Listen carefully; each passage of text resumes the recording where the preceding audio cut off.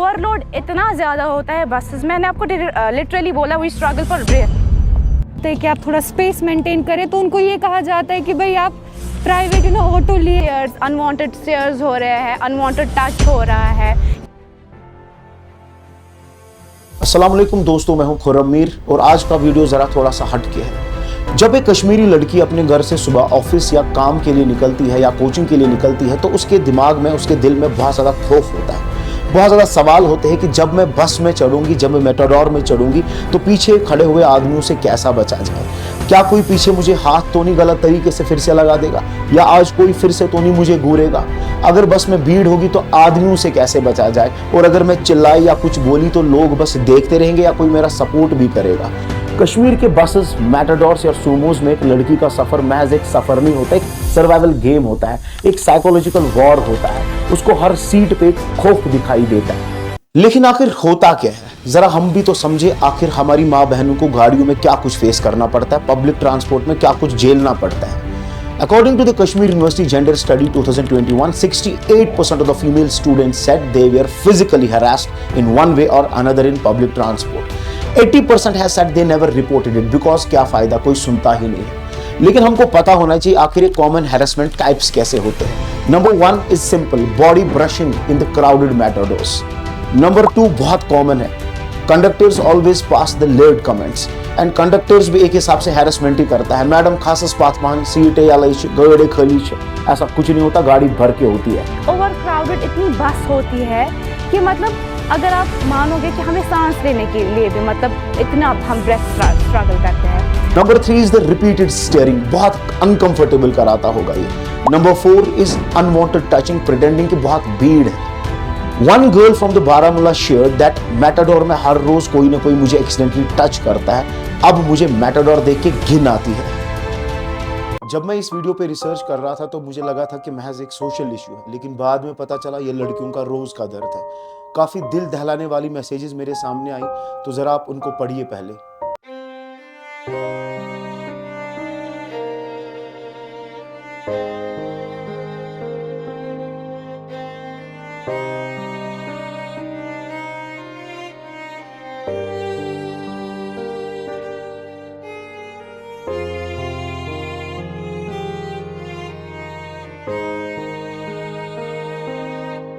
और कुछ real cases आपको बताता हूं। Batmaloo bus stand 2022, a teenage girl was groped in a bus. उसने रोया, उसने चिल्लाया और कंडक्टर हंस रहा था।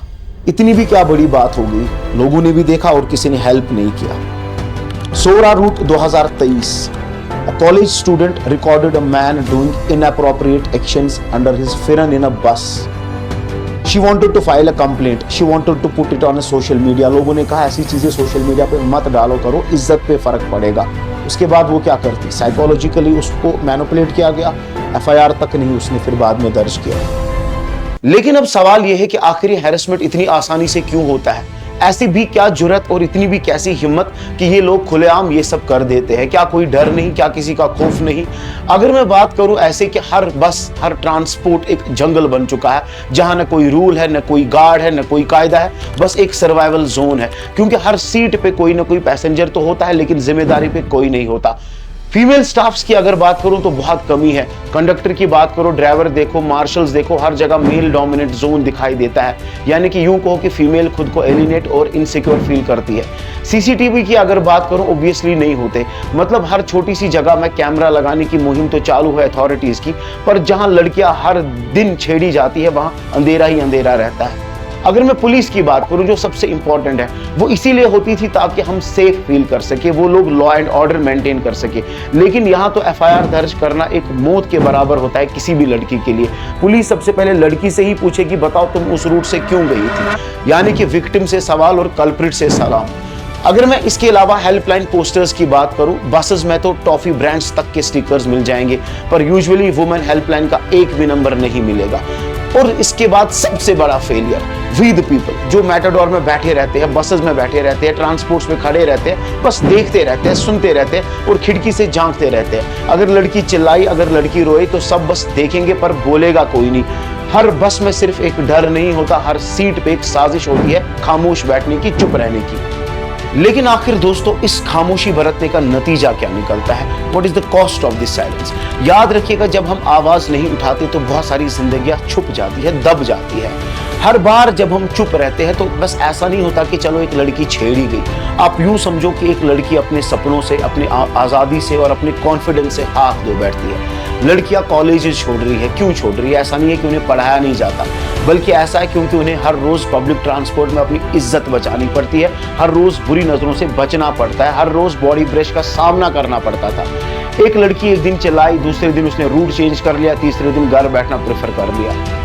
अगर मैं इसके अलावा बात करूं, पेरेंट्स भी अब चाहते हैं कि बच्ची जो है वो घर में बैठ के ऑनलाइन एजुकेशन हासिल करे, क्योंकि ऐसा नहीं है कि घर में बहुत ज़्यादा अच्छी एजुकेशन मिलेगी, बस ये है कि घर में वो सेफ रहेगी। पर कभी किसी ने ये पूछा कि क्या उसका सपना भी घर बैठे सेफ रहेगा? यूं समझना कि उनका दर्द सिर्फ फिजिकल नहीं होता, वहां पर मेंटल स्कार्स और ज़्यादा गहरे होते हैं। रोज के stares, cheeky comments, body brushing, ये सब अंदर से पैनिक, एंग्जाइटी और ट्रस्ट इश्यूज क्रिएट कर देता है।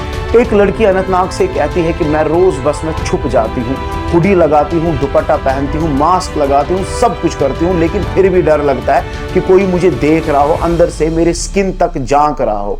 ये फियर नहीं है दोस्तों, ये ट्रॉमा है, और ये ट्रॉमा हम सब ने खड़ा कर दिया, हम सब ने बनने दिया है। जब हम कुछ नहीं बोलते और हम बस इग्नोर करते हैं तो हमने एक लड़की का फ्यूचर धीरे धीरे उसके हाथों से छीन लिया होता है। बसेस, ट्रांसपोर्ट, मेटाडोर, सूमो, ये सब तो एक सफ़र का जरिया था, मगर ऐसा क्यों है कि ये एक लड़की के सफ़र का एक आखिरी रीज़न बन जाता है? चलिए दोस्तों, अब बात करते हैं आखिर बदलना क्या होगा, बिकॉज इनफ इज इनफ। हर लड़की के हर डर का जवाब हर रोज एक ऐप नहीं हो सकती, हर बार एक नई गवर्नमेंट पॉलिसी नहीं हो सकती। जब तक हम अपना किरदार, अपनी नज़र, अपनी नज़रिया, अपनी सोच नहीं बदल सकते, तब तक फंडामेंटली कुछ चेंज नहीं होने वाला। लेकिन कुछ स्टेप्स है, कुछ इकदाम है जो हम उठा सकते हैं। पहली चीज़ जो मैं रिकमेंड करना चाहता हूँ, that is called as ladies buses only.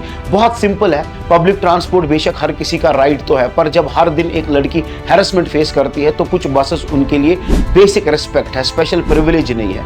मतलब इतना भी मुश्किल नहीं है कि एक सेफ्टी राइड डिमांड कर रहे हैं, और ये आसानी से हो भी सकता है।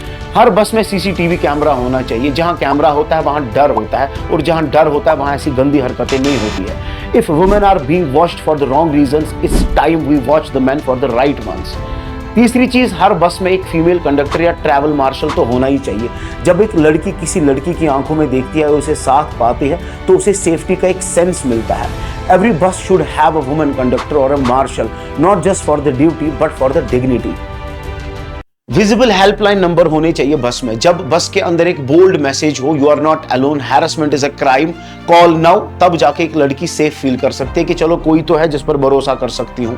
इसके अलावा फास्ट ट्रैक एफआईआर सिस्टम होना चाहिए। जब एक लड़की पुलिस स्टेशन जाएगी एफआईआर कराने, तो उसको उस टाइम समझाने की जरूरत नहीं होती, उसको उस टाइम सुनने की जरूरत होती है। उसके साथ जो बीता उसको लिखने की जरूरत होती है, क्रिमिनल्स को पकड़ने की जरूरत होती है।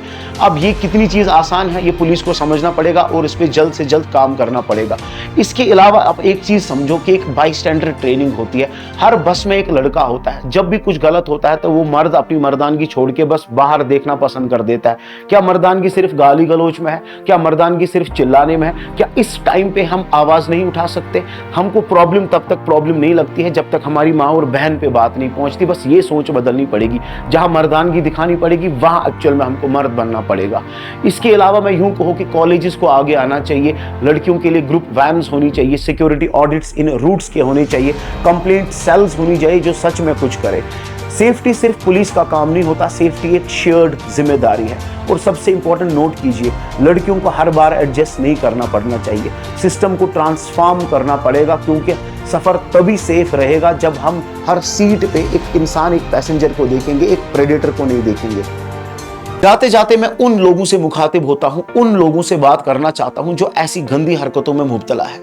तुम इमेजिन करो कि तुम्हारी माँ, तुम्हारी बहन, तुम्हारी बेटी ऐसा ही ट्रैवल कर रही है और उसके साथ ऐसी ही गंदी हरकतें हो रही है और वो बेचारी चुप है क्योंकि वो मजबूर है। दोस्तों कुछ लोग जो घर से निकलते हैं ना, बस सपने लेके निकलते हैं। हर किसी के पास पर्सनल ट्रांसपोर्ट नहीं होता, हर किसी के पास स्कूटी नहीं होती। वो बस घर से सपने लेके निकलती है, इज्जत के सपने, डिग्री के सपने, आगे बढ़ने के सपने, रोजगार के सपने, और हम उसकी इस मजबूरी का फायदा उठाते हैं। शर्म आनी चाहिए हमको।